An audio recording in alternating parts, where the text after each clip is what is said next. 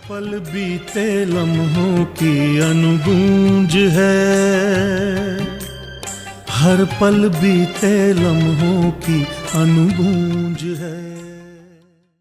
नमस्कार श्रोताओं, अनुगूंज की आज की कड़ी में मैं योगेंद्र टिक्कू और मैं सुषमा शर्मा आपका स्वागत करते हैं। अनुगूंज के आज के अंक में आप सुनेंगे शास्त्रीय संगीत के जाने माने गायक डॉक्टर वसंतराव देशपांडे का गायन, साथ ही उनके व्यक्तित्व और जीवन के बारे में जानकारी प्राप्त करेंगे। तो आइए कार्यक्रम आरंभ करते हैं।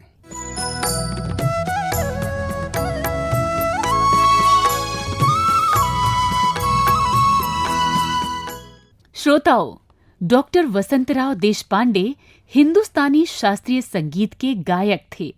दुर्लभ रागों के ज्ञान के साथ साथ ठुमरी, दादरा, गजल और नाट्य संगीत में उन्हें कुशलता प्राप्त थी।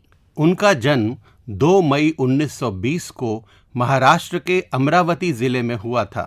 जब वे 8 वर्ष के थे तब प्रसिद्ध मराठी फिल्म निर्देशक भालजी पेंढारकर ने उनकी संगीत की प्रतिभा को पहचानकर उन्हें फिल्म कालिया मर्दन में कृष्ण की भूमिका दी। संगीत की प्रारंभिक शिक्षा उन्हें उनके परिवार से विरासत के रूप में मिली। इस संदर्भ में आकाशवाणी को दिए गए एक साक्षात्कार में उन्होंने बताया था, हम देहात में रहते थे, वहाँ हमारे घर की जिम्मेदारी थी और दादाजी, हमारे बाबूजी, माताजी, इन सब को संगीत का शौक़ काफ़ी था। हमारे दादा ग्वालियर घराने की तालीम पा चुके थे, जिनका नाम गोविंद बुआ सावड़ापुरकर, लेकिन उन्होंने उसका पेशा नहीं किया। घर में ज़मीन थी, आबादी थी, पेशा तो नहीं किया, लेकिन शौकिया गाया करते थे। अब हाँ, तो मैंने दादाजी को तो देखा नहीं है, लेकिन बाबूजी से हम तबला काफ़ी सुन चुका था। हमारे पिताजी को बहुत तबले का शौक़ था और माताजी की आवाज़ बहुत मीठी थी और बड़ी सुरीली गाया करती थी। अब वो ज़माने के वो जो औरत लोगों के गाने होते मंदिरों में गाया करती थी सारी औरतें मिलके, तो मैं भी माताजी के साथ वहाँ उनके साथ जाया करता था बचपन में।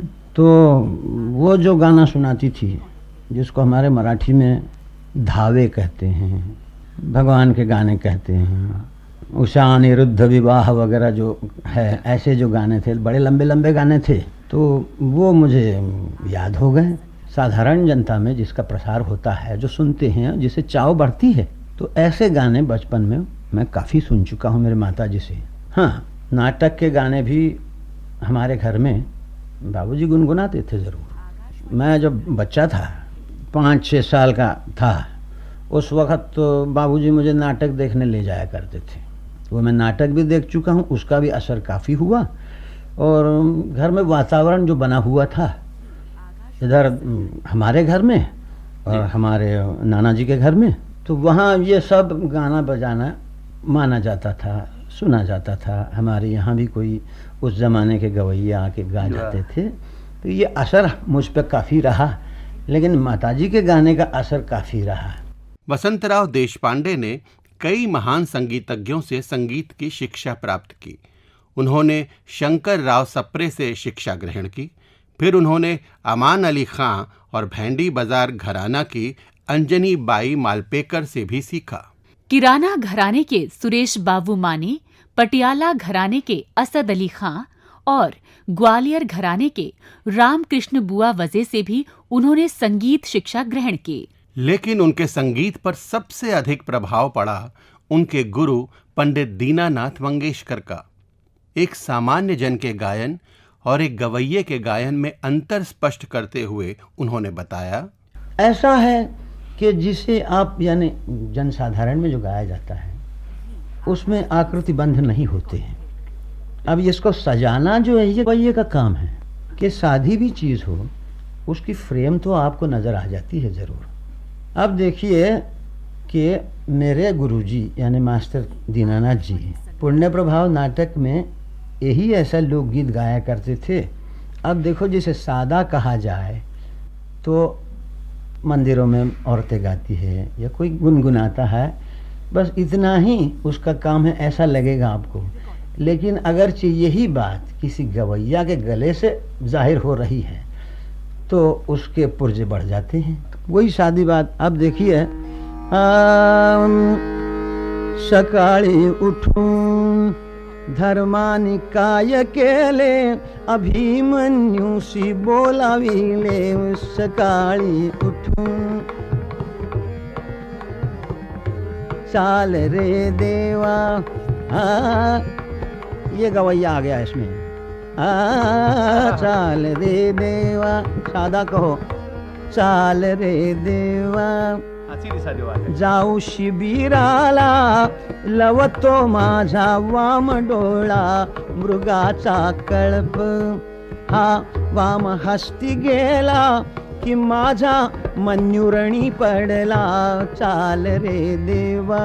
आप देखिए, यही बात हमारे दीनानाथ जी पुण्य प्रभाव नाटक में जब गाया करते थे। कथन था जो सकाळी उठून, सकाळी उठून, सकाळी उठून धर्मानी काय केले, अभिमन्यूशी बोलाविले, सोम सप्तकी, चाल रे देवा, चाल रे देवा, चाल रे देवा, चाल रे देवा, चाल रे देवा, चाल रे देवा, जाऊ शिबिराला, देवा जाऊ शिबिराला, लवतो माझा वाम डोळा, चाल रे देवा।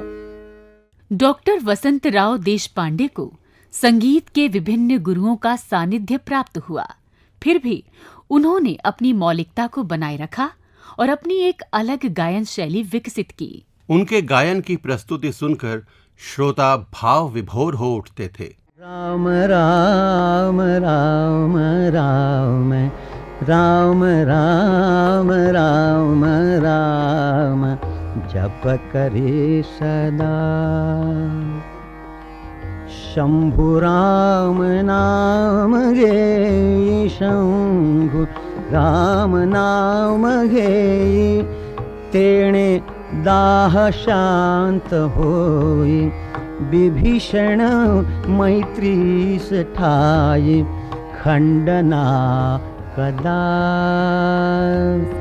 राम राम राम राम, जप करे सदा।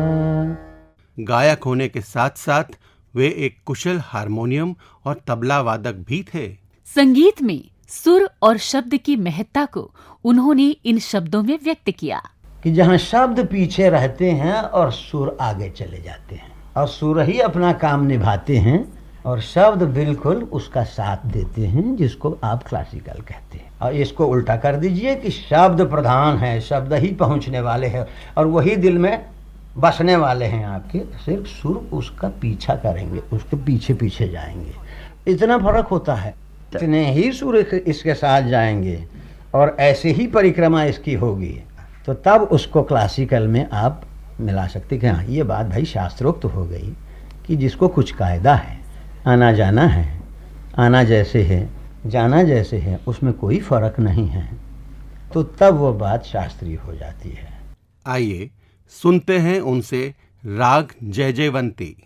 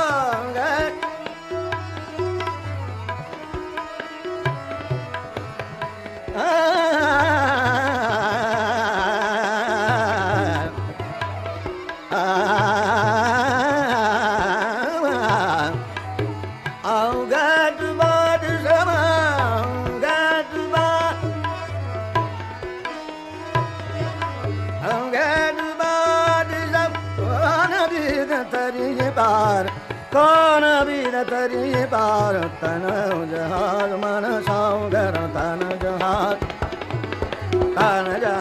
मन दागर तन जहाज मन दागर तन जहाज मन दागर तन जहाज मन सागर रत्नागर अब्रभार रत्नाकर अब्रभार रत्नाकर अब्रभार तन जहाज मन सागर तन जहाज मन सागर तन जहाज मन सागर तन जहाज मन जहाज मन सागर तन जहाज तन जहाज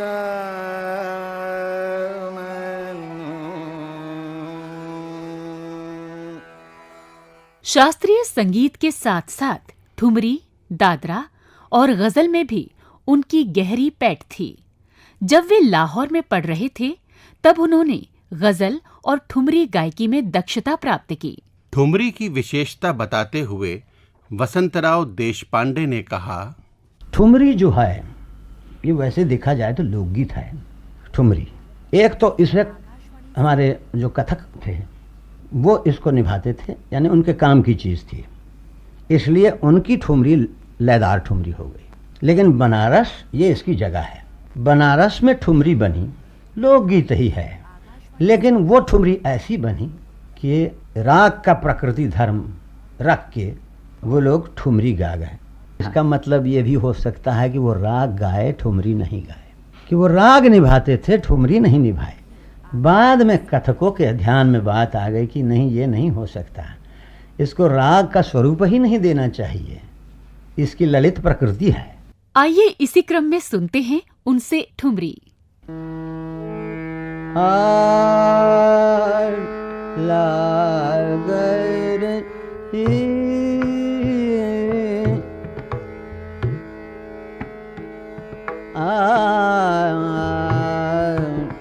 लागर ही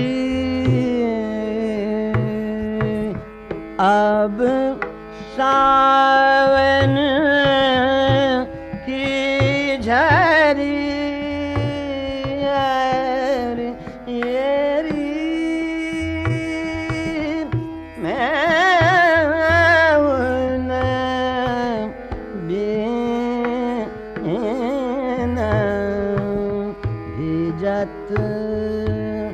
कब की खड़े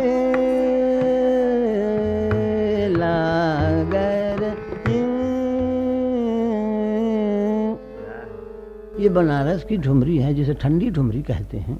लखनऊ से, यानी जिसमें ताल लय और बोल के तरफ ज़्यादा ध्यान झुका और वो पुष्ट होने लगी। अब इन्हीं के इसमें से मिसाल मैं देता हूँ आपको।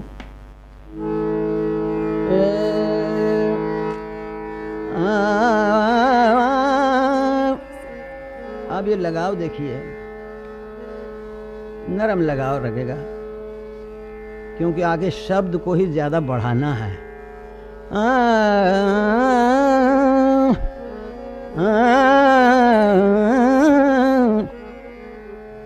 छांडो छांडो बिहारी, छांडो छांडो बिहारी, छांडो छांडो बिहारी, छांडो छांडो बिहारी। ए छांडो छांडो, ए छांडो छांडो, ए छांडो छांडो बिहारी, छांडो छांडो बिहारी। नारी देखे ये नारी देखे, ये नारी देखे, नारी देखे सागरी। छांडो छांडो बिहारी, छांडो छांडो छांडो छांडो बिहारी। मराठी नाट्य संगीत में उन्होंने अपनी गहरी छाप छोड़ी। मेघ मल्हार, कट्यार काळजात घुसली, वीज म्हणाली धरतीला, तुकाराम, हे बंध रेशमाचे और वार्यावरची वरात उनके प्रमुख नाटकों के नाम हैं। अब सुनिए वसंतराव देशपांडे से राग बिहाग। जब पिया बोले कहूंगी तब मैं कहूंगी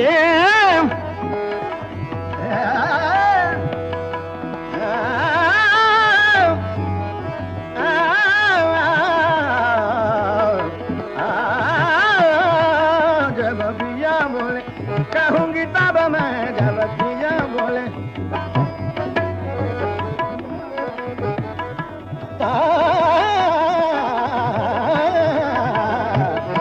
जब पिया बोले कहूंगी तब मैं जब पिया बोले कहूंगी तब मैं जब पिया बोले कहूंगी तब मैं जब पिया बोले कहूंगी तब मैं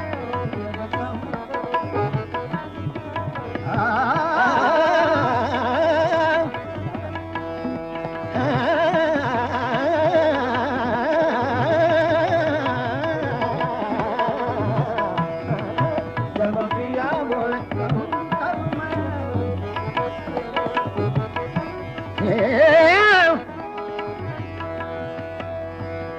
कहूंगी तब मैं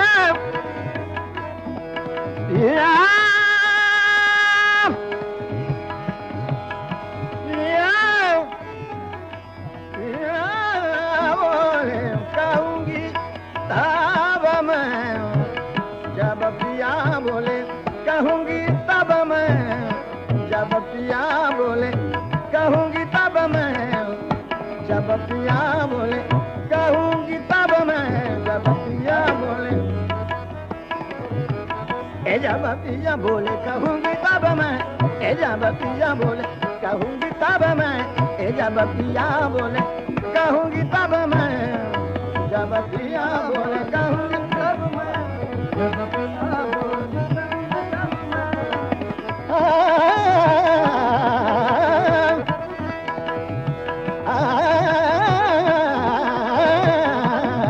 जब पिया बोले कहूंगी तब मैं अब ना करो मुझसे बरजोरी सखी ना छेड़ो ना छेड़ो ना छेड़ो रे ना छेड़ो ना छेड़ो ना छेड़ो रे ना छेड़ो ना छेड़ो ना छेड़ो रे ना छेड़ो ना छेड़ो ना छेड़ो रे ना छेड़ो ना छेड़ो ना छेड़ो ना छेड़ो ना छेड़ो ना छेड़ो रे मैं का जानू पिया मुख खोले ना बोले ना छेड़ो ना छेड़ो ना छेड़ो रे ना छेड़ो ना छेड़ो ना छेड़ो ना छेड़ो ना छेड़ो ना छेड़ो। वसंतराव देशपांडे ने 80 से अधिक मराठी फिल्मों में पार्श्व गायन के साथ साथ अष्टविनायक, कालिया मर्दन और दूध भात जैसी फिल्मों में अभिनय किया। वसंतराव देशपांडे ने कई म्यूजिक एल्बम भी निकाले जो काफी लोकप्रिय हुए। 30 जुलाई 1983 को पुणे में उनका निधन हो गया। उनकी स्मृति में पुणे में हर वर्ष वसंतोत्सव नामक संगीत समारोह आयोजित किया जाता है। तो अब हमें यानी योगेंद्र टिक्कू और सुषमा शर्मा को दीजिए अनुमति। नमस्कार।